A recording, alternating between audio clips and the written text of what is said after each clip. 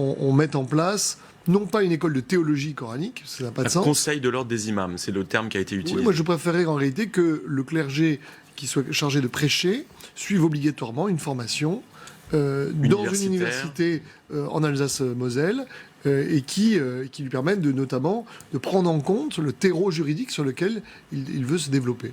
Un mot sur la proposition de loi que veut Bruno Retailleau, interdire les listes communautaristes aux élections. Vous la soutiendrez ?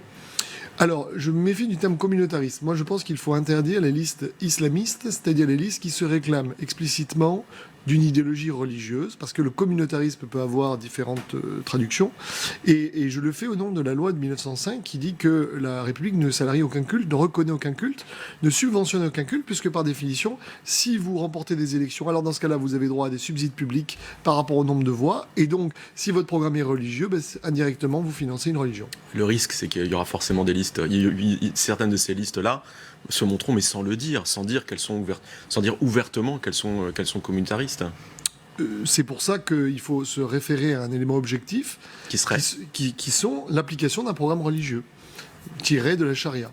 Et à un moment donné, vous savez, là encore, si on considère que l'islamisme est un danger pour la démocratie, alors on ne doit pas lui permettre de se servir de la démocratie pour la gangréner et la faire tomber. Allez, on va passer à un autre sujet. Julien Bert, c'est Nicole Belloubet qui est auditionnée aujourd'hui aussi.